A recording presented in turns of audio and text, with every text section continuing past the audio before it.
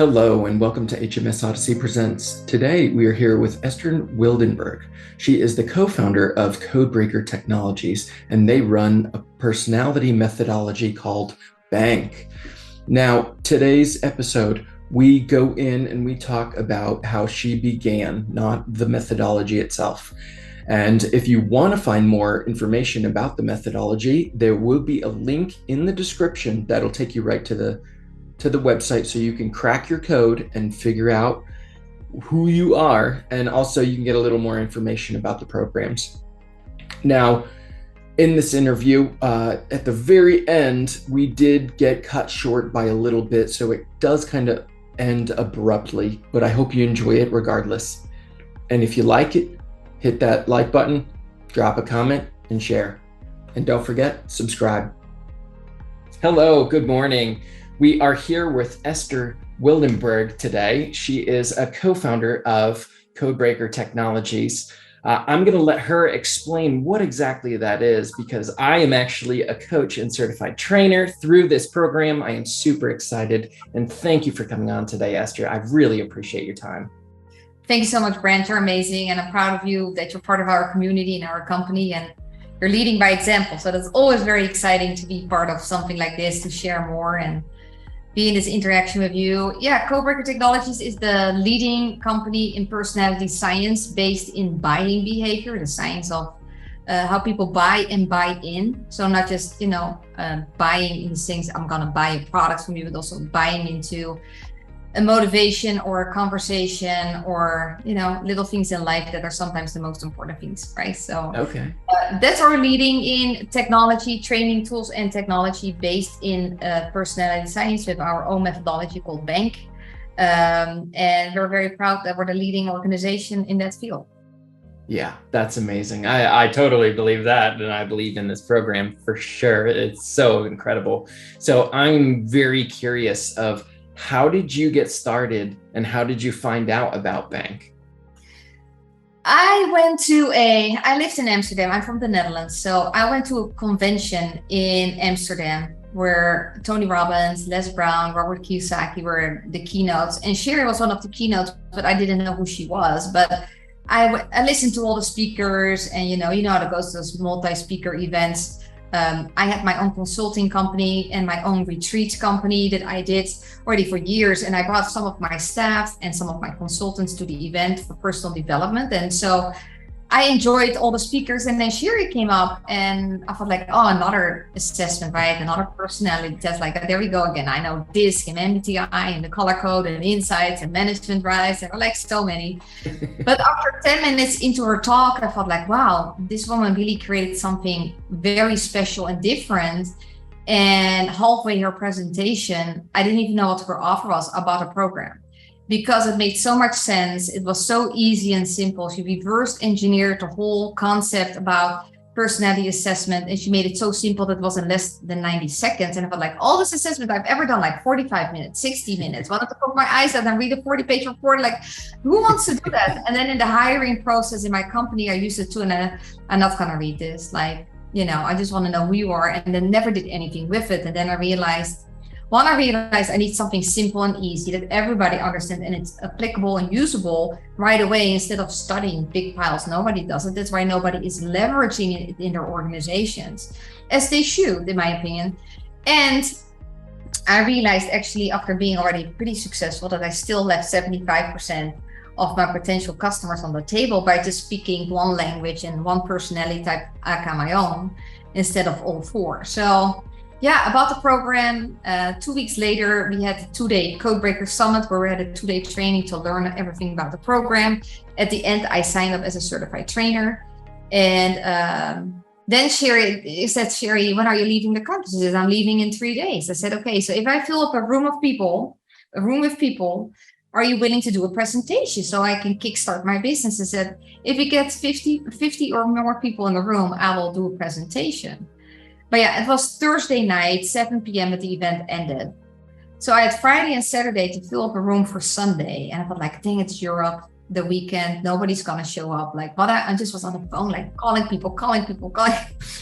So Sunday, yeah, 54 people showed up. Like I was like, wow, this is good. So Sherry did a presentation. We did about 40,000 in sales, and that's how my business started. And then I started to keep selling and keep going. And then Sherry came back a few months later to do fulfillment because I was not certified yet. So she came to do the fulfillment and certification in Europe, and that's how we got started. That's of Wow. course the beginning of our path. Wow. That's incredible. So, I mean, pretty much it sounds like you, as soon as you saw the presentation, you just jumped right on board, Yeah. which is actually strange because my girlfriend found Bank through Cindy, which she's a certified trainer and coach through Bank as well, or code breaker. And she got my girlfriend into it. And then I saw Sherry at one of the earlier stages when I think it was the second round of coaching.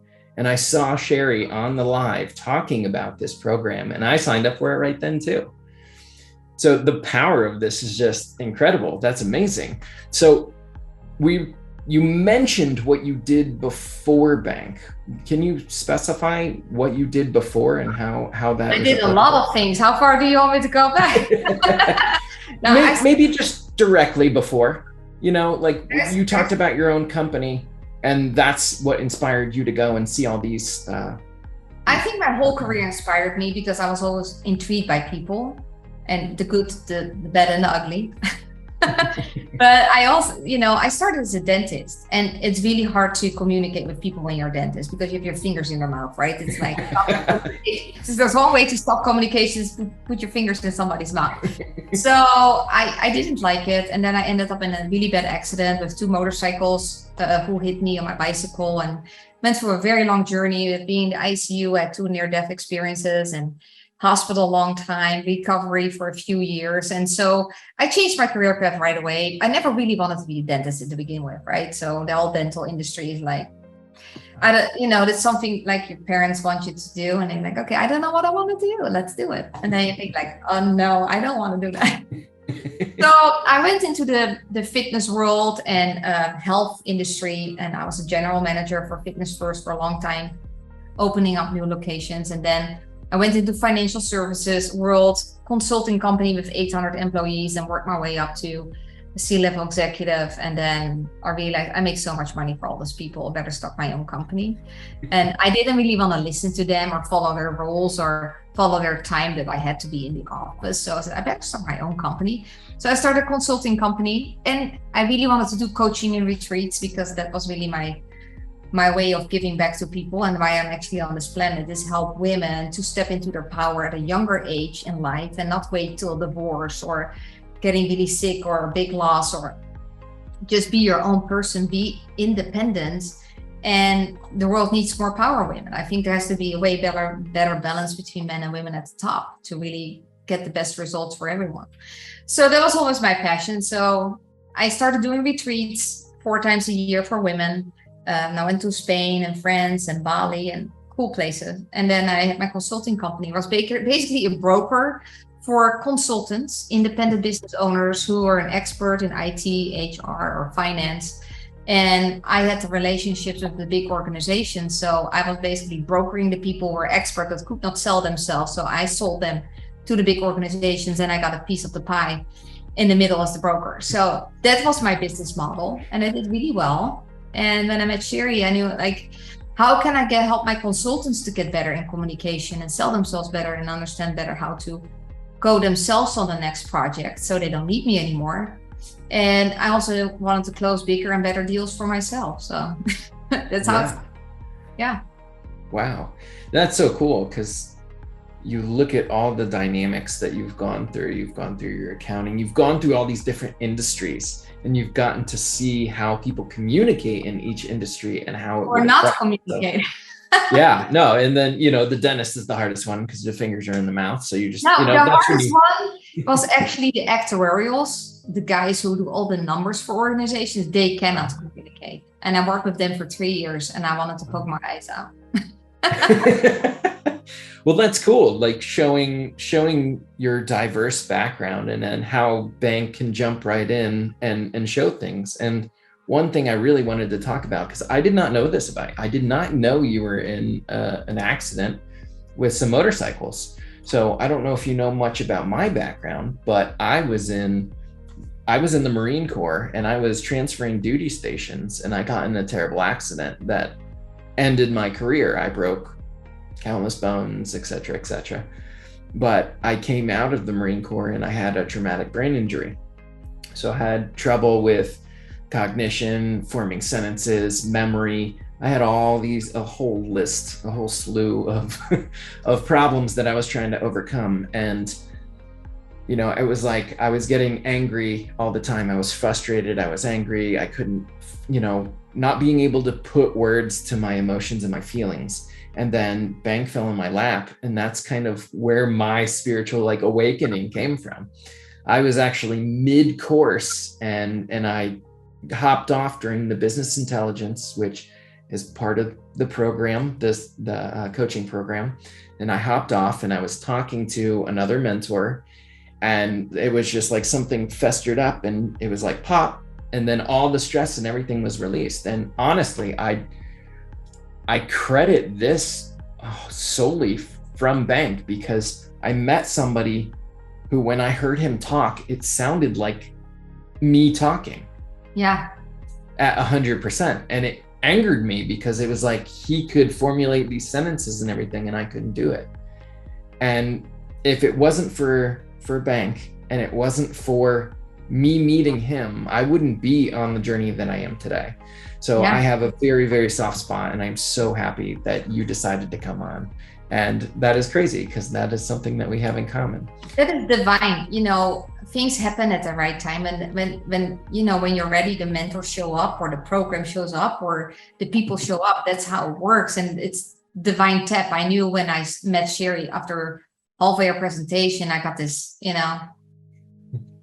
need to do this. And then the next step was, you have to become the leader of Europe. And I did. And so I believe that things are divine timed, and you meet the right people at the right time, and opportunities show up. You just have to be ready to see them. So that's how I believe things can change your trajectory for life. So yeah.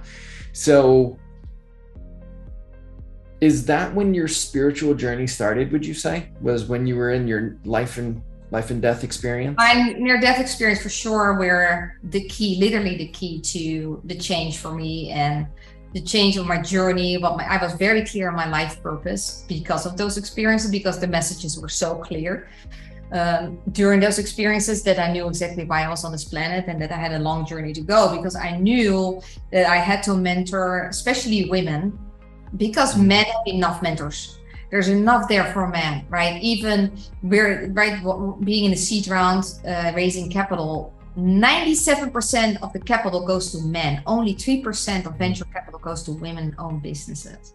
Wow. So that's why I was always passionate, because I worked in a consulting company with 800 employees, with only 3 women in the whole organization. So I've been surrounded by men. And I knew my whole career, even in dental, there were like 90% men and 10% women. So I was like, why are women not stepping up to a bigger role? And so I made it my mission and my passion. But I knew I had to do the personal development and the business development to be ready to mentor others, because I was 23 when I had my accident, and I started my own company at 33. Wow. So 10 years, I hired coaches, mentors, programs, certification programs to become, the best version of me, and ready to really help others. And I've been doing this for the past 15 years. Wow. So I love it. And that is my life purpose. So bank fit totally in, because we have a great community where I can just fuel my passion into, and my wisdom. And yeah, I just hope people pick up something, whatever it is, and take it with them on their journey. Yeah, since I've been on my spiritual journey, I've noticed that majority of this space is filled with women. Very, very more intuitive by nature. They have high emotional and spiritual intelligence by nature. Men are just wired to hunt and show their So they're just wired differently. The brain is wired differently, the body structure, their perspective, everything is different. So it makes sense that in a lot of coaching or training, organization, personal development, spiritual path, there's mostly women, but we see a shift that more men are showing up in that arena, and that's actually a good thing. Yeah, I've met a handful, and they concentrate specifically on one thing. Like I've met a couple guys in the breathwork realm, and then some that are like shamans, and they do like some music and stuff. But I'd say as a whole, it's just dominated by women, and that's like you said, it's just the intuition, and it's awesome. And Bank is like such an amazing tool to be able to integrate, Yes. and broaden your horizons, and bring in a new audience. So how did Bank play into your spirituality, and how did you bring that into Bank Yeah. as well? Because I'm sure you had a profound influence on the spirituality in Bank. I think that whole spiritual intelligence module came from me. And I think a lot of the journey with me and Sherry, leading her from focused on money and leadership and sales to really come to where we are right now about making people better and go more on a spiritual, emotional, intelligent journey. But at the end of the day, because when you're a better communicator and better with people, you will make more money. That is just how it's going to work, how things, you can manifest anything, but you have to create it. So Bank, for me, it fit in because I truly believe in people have a real connection and communicate powerfully, that anything is possible. So when I heard Bank, my thing was not just, oh, let's make more money, although that's nice, because the more money, the more people I can help and the more I can give back. But I wanted to really have a better connection. And most important for me was the connection with my own family, because I'm one of an identical twin and we're opposite bank codes. I have a younger sister and parents, and a lot of blueprints, meaning very structured people, and I'm an action who seeks freedom and likes to do her own thing. So we were always fighting. And when I went through the training afterwards, I invited my family to come to the presentation, and my mom told Sherry, not me, Sherry, hey, I finally understand my own daughter after 39 years. And so the impact of just a short presentation on what it can mean on a family dynamic is huge. And it changed the whole dynamic of everybody in my family to understand that we're different personality types, but we just wire differently. It doesn't mean we have the same intentions, we just communicate it differently and care about different things in the process. But at the end of the day, we all want to have better connections, better understanding, being loved, being seen, being heard. And that is what I really heard when I heard Sherry speak, is like, this is a tool that will connect humanity back to each other. And since COVID, I think this is the big topic, because I think the world is so freaking messed up since already was messed up, but COVID didn't do any good to human interaction and communication and making people feel good. So yeah. So when you first saw her, so you went to this conference focused on business, and then when you saw her, was it instantaneous? Did you say, wow, this is a lot of practical application for my business, but this is for myself? Because that's exactly how I felt when I saw it. My girlfriend Dorothy, she was like, I want to implement this in my business. I see the value in my business. And then I saw it and I was like, this is for me. Yeah. Like my girlfriend was like, well, this is for your business when you start it. And I was like, no. I need to do this for me. Like that was the draw for me. That was the first, I had right away this whole application going to like, okay, I can put it in my personal relationships and in my love relationship, and then with my family, my friends, and my coworkers, my peers, my clients, and like, oh my gosh, I can make more money when I talk like this. I can market differently. I can just, everything started to just, and then I started to make this whole list of people who needed to know about this. And the list, I was sitting in the audience writing my list, like it was crazy, because I got tapped in a million directions. And yeah, I was really excited and on fire about it too. I knew that I wanted to open up the Netherlands and bring it to Europe right away, right there in the audience. So how has Bank impacted your spiritual journey? Has it pushed it in a new direction? Because when I learned Bank, I started thinking about things on a deeper level. And this, it's funny that you said you helped create the spiritual aspect of it, because that was honestly my favorite part, right? like you said, money's at the My bottom rung, favorite. right? Yeah, money is at the bottom rung. Like money will come. Everything, the higher you are on that funnel, money will keep coming to you. So your relationships, your knowledge, all that things, all of that funnels down. And like that was like a huge thing for me. And I was like, how can I apply this to the world? So then I started decoding animals and plants and all this stuff. And I told, Sherry all about this, and she was like, tell me more. And I wrote a massive paragraph, which, if I saw that size paragraph, I probably wouldn't even read it. But Sure, I, read it because she is intrigued by new content. So yeah, it was like a 5 to 10 minute read. It wasn't a small paragraph. But how has it impacted your spiritual journey? Like, do you incorporate different modalities into your life now because of it? I think bank is something I live 24/7. When I see something or someone, there is a code attached to it. So that always has been. For me, I think what it did for me is took even more away the judgment around people. And I think that's very important in your spiritual journey is because when we see people, we have an opinion no matter what. That's just how we are wired. Like you cannot, you don't like their shirt or their shoes or their hair or whatever. There's always something, right? Their teeth, like, my teeth is still something I always look at. It's so freaking annoying. I cannot get it out of my system. But there is always something. And I realize that everybody is here on this planet for, a human experience in a spiritual embodying. And people don't look at that way, but I truly believe we're here just for a lease. Sure. We're leased by the spiritual world to do a good job on this planet. And I think apply spiritual intelligence and bank are going hand in hand for me in how I approach life and how I look at things. And spiritual intelligence goes so far and so deep and so wide that, but a lot of people ask, yeah, is it religion? No, it's not. It has nothing to do with religion. Like, I don't care what religion you have or belief systems or none or a lot. Like, that's your journey, and you're gonna have your own connection to the higher power or God or Buddha or Allah or whatever.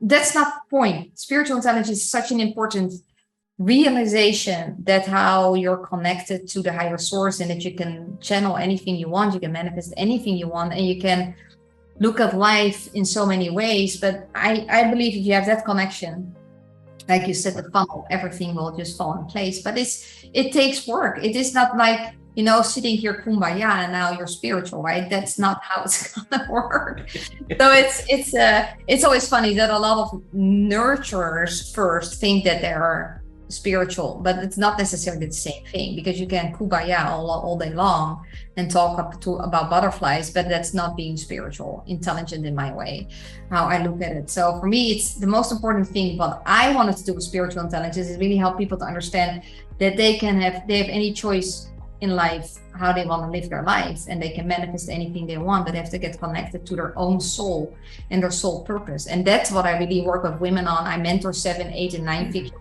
income earners outside of bank on how to really get connected to their soul purpose and their why, because a lot of the successful women got trapped in level 1 of wealth, money.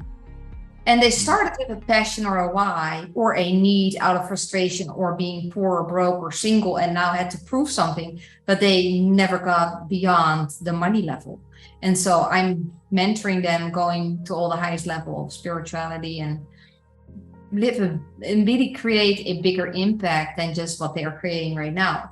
And so that's an interesting journey I'm doing on the side, but it's amazing what's coming out of it. It's fascinating to talk to people who are, that's successful, but still are lacking any spiritual connection. Yeah, no, absolutely. And it's funny, I just came across a little quote that said, we are a spiritual body having a human experience. Yeah, that's what totally it's so funny. I think I saw it yesterday, and then you just said that, and I was like, so true. It's just reinforcing that fact. And it's so funny because we tend to have this perception that money is power, when in actuality it's really not. So a lot of people get very narrow-minded about it. And one thing that bank really helped me with, and one thing that I like to do with my clients, is a small exercise. We run through bank, and then I say, look back at your life when you were 10 years old, 15, 20, 25. typically try to do like 5-year increments. And I say, tell me what your code was then and how it's evolved. Tell me why you think your code was what it was, and why do you think it changed throughout the years?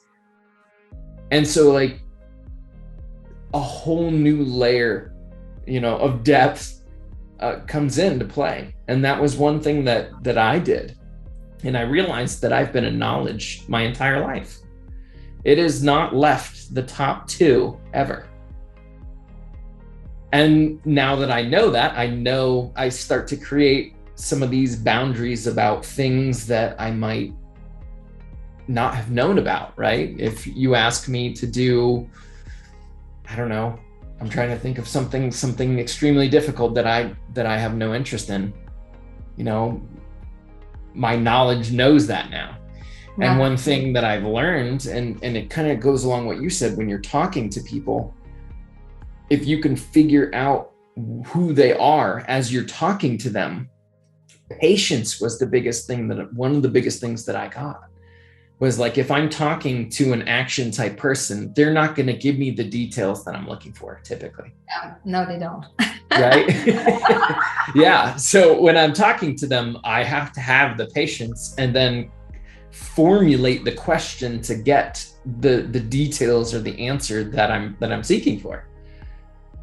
So that was one of the best things that I got, was the patience, because the frustration and anger would typically come from my impatience, waiting for the answer or the details that I was actually looking for. And K and A both have that challenge. The A's, nobody goes fast enough and just giving the bottom line, so they're getting impatient, right? And the K's have to be patient because they want more information and they have to pull it out like it's like. Yeah. And then they have to be patient to get more and more, and sometimes they don't get it, because especially when you talk to an action, they're not going to give you. When you talk to an N, they want to talk about totally different things than the information you want, so they talk a lot but don't give the information you're looking for. And the B's, they just give you the structure and the system, and then you want something else. So their patience is a very important thing. And I think the bank, I learned to be more patient with all code. Yeah, to learn to be patient, it's like, so I became a really good listener. And that's why I'm really good at the bank. It's not because I talk a lot, because I listen more than I talk. Because when you listen, people reveal the code in a split second. Yeah. Oh yeah, absolutely. And there's another quote that I've thought about forever is, we have 2 ears and 1 mouth, use them accordingly. Yeah. Because most people just like to run this. And then when it comes to taking in, the more people talk, the more insecure they are. Yeah. Typically. Yeah. And it's so funny, because I thought of this example. My best friend, he's a B, and I never knew it. He's a BA. And 2 years ago, I made a surprise birthday party for him, and I wasn't in bank yet. So we went and, we planned times to go do things, but he got really frustrated and angry at the whole situation. And then I went through bank, and then I was like, oh my God, he's a blueprint. He likes the structure and he doesn't like the surprises. He's very, very, very B. And his A is the second. Blueprints do not like surprises, even if it's the tiniest little surprise. That's very true. I learned that lesson a long time ago, organizing a surprise party for my younger sister for her birthday. My God, I felt like I just killed someone. Yeah. So the next year, I created the whole plan. I invited everybody, and then I told him everything. I was like, here is what I have planned, and here's who I have planned to come with us. And he was like, that works. And it worked out so much better. Yeah. He was so much more appreciative. And, I scheduled 2 hours for dinner, and then 2 hours to go have drinks and cigars, and whatever, he was so much more responsive. So we can elicit these responses and get they people. They cannot enjoy if they not know what's coming next, because they're freaked out. But what are we gonna do next? So they cannot enjoy the moment. Yeah. Well, for you guys, it's completely opposite. You Friday were like, let's go to Hawaii. And then Yeah, it and was stop like, morning book the thing. ticket. And we're on Sunday. Let's go. Yeah, let's go. Yeah. Oh, absolutely. That doesn't go So, all the way. It always, but we got a 2-year-old, right? So this normally doesn't go that way. But it is that we can make decisions very fast and take action. But it's not that we fly off our pants all the time. But we also realize looking at our calendar rest of the year, we have 3 vacations canceled in a row. Like, okay, we just go. And then is there a flight? Yes. Okay, let's book the flight. Oh, hopefully there's a hotel room somewhere. And we just go, right? But it created a very relaxed, fun vacation because it was so spontaneous. We only had carry-ons, so only hand luggage, even for him. Like just went yeah. to the grocery store buying diapers and food, and off we go. That's awesome. That's so cool. Yeah. Such an action lifestyle. So I'm very curious about this. What are some of the moments that reaffirm that your path is an impactful one? I think how you know that, at least for me, I think impact comes in your daily interactions. Some people think this really big picture, I'm impacting when I reach this level or when I reach that many people. For me, impact is something on a daily basis. When I talk to you, I'm impacting. If I talk to a client or a potential client or some of my mentees, then I'm impacting. So impact for me is something on a daily basis. I even impact him every single day by being mom and playing with him or teaching him things or telling him no. Like, it's impact. Impact is something that's happening all the time, but the world made this, you have to make an impact and it has to be something really big. Otherwise it's no impact. Impact happens when you do it in little things all day long. And then at the end of the day, you feel fulfilled because you impacted in little moments. And then you expand that into your mission and vision of your business or your life purpose. But impact is something for me that happens all day long.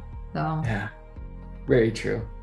But I'm sure you've had some people, especially in bank, and I'm not sure if you know everybody on a personal level, but I'm sure you've had some people. I must say, before COVID, I knew everybody personal.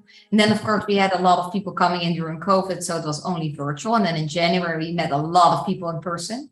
And then, of course, everybody who joined us since January and now it's just still virtual. So I hope to see them in either Cabo or in December at our live event. So, the real personal happens when you see each other really in person. Although over Zoom is great and happy it exists, but the real connection happens in a live setting. So Yeah. I don't know everyone. I know most of them. Well, I think we jumped in shortly after. I think we jumped in early 2020, right after the COVID lockdowns. So I know I've had a lot of exposure with you and Sherry and Mamie and Jeannie, some of the bigger names within Codebreaker. And I've seen that the company has grown exponentially over the past year or two. It's really like just sailed off. I think, before COVID, we were like 80% revenue based on speaking engagements. So when that was cut away, literally in 2 weeks, all speaking engagements were canceled. So then we had to pivot. That's how we created the coaching program, the virtual program. We already had the bank pass and the AI and the vault, but we needed a program that was literally virtual delivered. So yeah, and that's the world. Everybody went virtual. So we did the right Yeah. thing.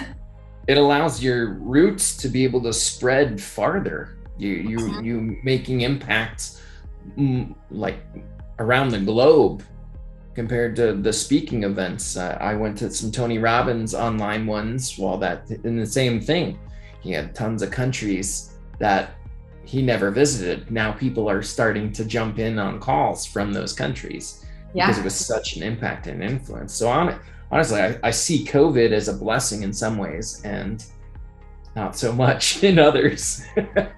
I know, we can have a whole separate call about that. Yeah. Oh, yeah, for sure. So I'm just curious though.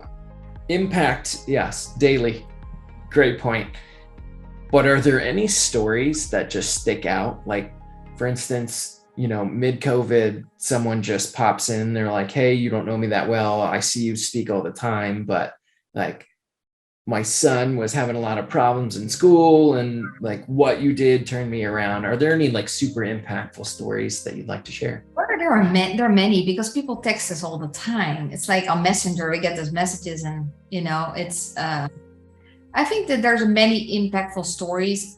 Basically, what we got during COVID, how bank helped them in the family dynamics with having everybody at home, like the mom, the dad, the kids, and homeschooling. I think homeschooling was a big topic, and I think we really helped in that area and family dynamics. So that are always, it always touches my heart when people, hey, actually help me to come out of the closet so I could tell my parents in the right code that I'm gay, or hey, my friends was thinking about committing suicide, and by talking to him in a different code, I could get out of him what was happening. And I shared his code with me and with him, and then he realized I'm just different than my surroundings. So maybe I have to find different people to hang out with, and I'm gonna be feeling good.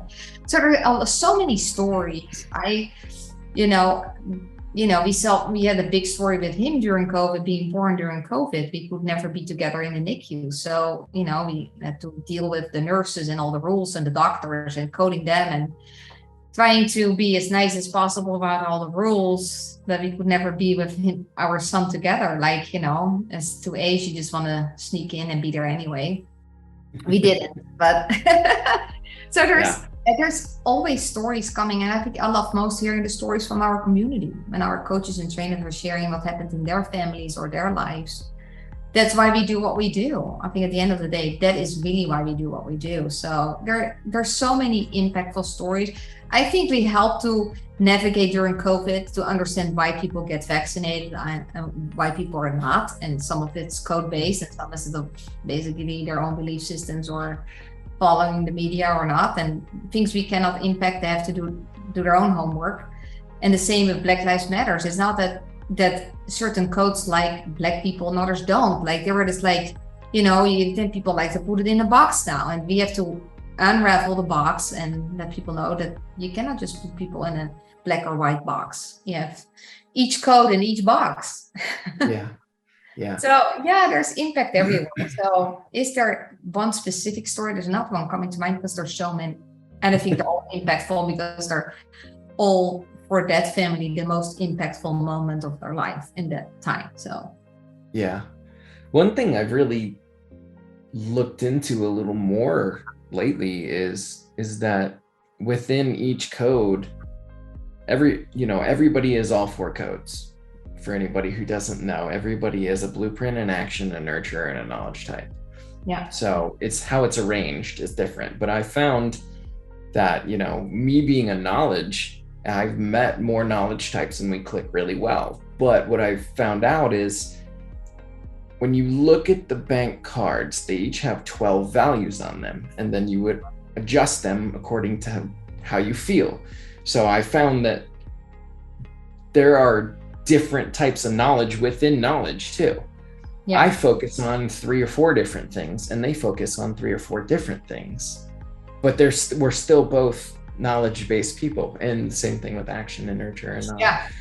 So it's cool to see all these sub dynamics in there as well, and being able to communicate on a bigger level, because you understand, the blueprint type likes their structures, their systems. If you give them, a list of what needs to get done today or whatever, have you noticed that there's different types of Ks, different types of As, different types of Bs and Ns? Yeah, it's also mostly what is the next code, right? So it is the whole sequence that makes it different. A KA is different than a KN or a KB. So that's also where they're going to be more focused on certain things. That's why the whole code is important, because the third position is the stress code. So now you have a whole different dynamic when you know the whole code. So nobody's just a K. Like right. You're all 4. So when you're KN, you show for sure differently than a KA, right? So I think that's where a lot of the values are. Some are more important or less important. Even me, Sherry, have exactly the same bank code, but we have still different values, or different things are more important on those cards. Yeah, that's funny, because I went from an AK to a KA, and now I am a KN. Yeah. And I've noticed, and it was actually because of my accident. I kind of slowed down and my nurture moved up. I'm nurturing my relationships and who I work with, and my family. The whole dynamic has changed, but my knowledge is still there, and Yeah. that's obviously evolved too. So it's so cool. It's such an amazing program to get into. I am such a fan, such a supporter. I haven't been super present in the weekly calls, but I am still praising and got all my cards down here. Yeah, Right in good. there. And you Got should my be in all the box. calls. Yeah, I know. I've been able to pop into a couple, but trying to run my own business has put a little stipend in it. Yes, yes, yes. Important Yeah. focus. Yeah. Oh, very much so. Cool. I have actually out of questions now. I was so wrapped up and so enthralled, I didn't even think of anything else to say. Did you have anything else you wanted to? Yeah, I know. I loved it. Is there anything that what I like is besides the questions, is there anything that just comes spontaneous that you want to know about me?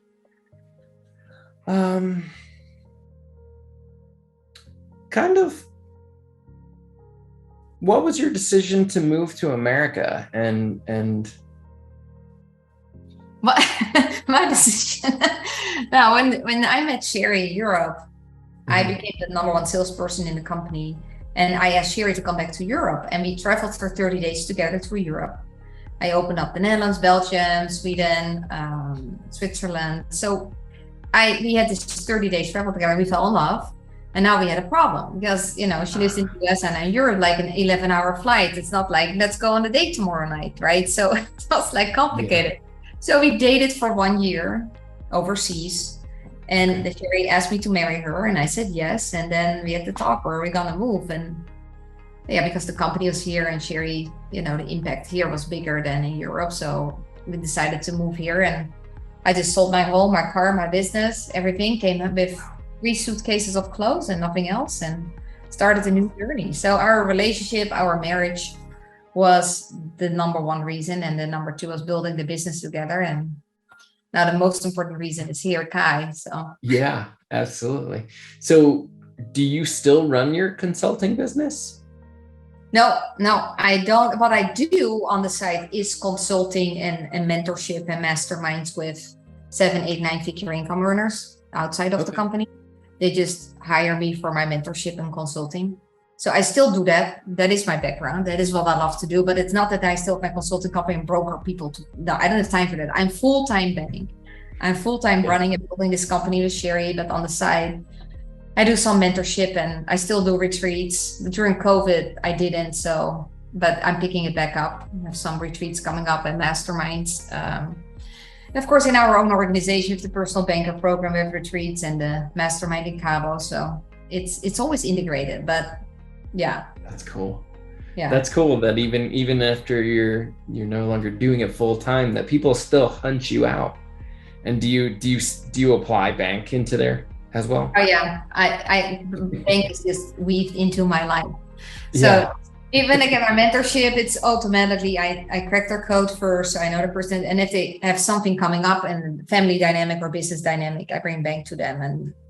But it's not the thing I lead with when it's not Codebreaker related, but I always bring it up, and 9 out of 10 times they want to know more or use it or buy it or can't get around it. It's like the Matrix. It's like the Matrix. You just see BANK just all day long. Yeah. Oh, it's so funny because when you first learn it, especially when you're going through the classes, you're sitting there staring at every commercial, every TV show, every magazine, you're just like, oh, look, that's totally a blueprint. Oh, that's totally an action. And you just constantly. Yeah. And then it's just built in. It is. So how would you define spirituality then? That can be defined in so many ways. I think it's a personal perspective. To you though. For me, it's my connection, the connection between my soul and the higher source. So that is just the little chord I have that I feel best when I'm quiet by myself, meditating or just be. and I feel very clear who I am, what I have to do.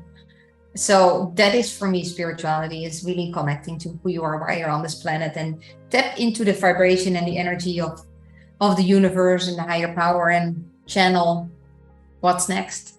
And so that is what it is for me. And it is something you can learn to connect to, because some people, yeah, I don't have that. You all have that. You came to this planet as as a little spirit put in a body, so you have it. You have that connection. The first years of your life, you're really connected. First 6 years, we're all very spiritual and open, and there's a lot of kids are very sensitive or feeling things, and they cannot give it the right words, but they have the most spiritual experience of all of us. And then you get messed up for the next about 15 years by your parents and teachers and other people.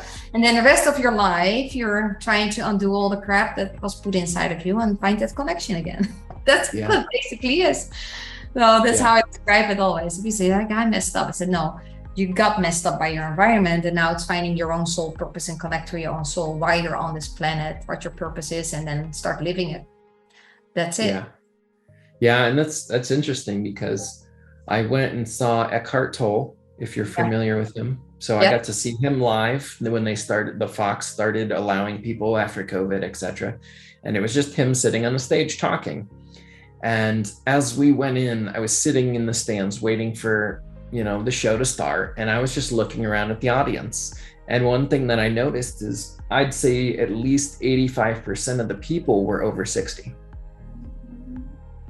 And I just thought that was an interesting dynamic, that everybody, it takes a lot of people a long time to find that center, to find that connection, whether it be through meditation, whether it be through, there's tons of things that can lead you to that spirituality. That is true, because most people wait for a life-changing moment to tap into that connection. That's why most people are in their 50s or 60s, they either get a heart attack or a divorce or a bankruptcy or a losing of a partner or anything, that they get connected to that soul purpose or connection again. And then they go on the journey. And I made it my mission and passion to help people of a younger age to tap into that, instead of waiting for this big moment in life that changes you and get connected to who you really are. So that's why I see a lot of older people, because people wait for a big moment in life so they wake up. No, I totally agree with that. I was not on that path. I was always a very physical individual. I played rugby, I played football, I was in the Marine Corps, and then I got in the accident, and that put a halt to all the physicality that I had always been used to. I broke all the bones, and I was put in a place that I could not do that.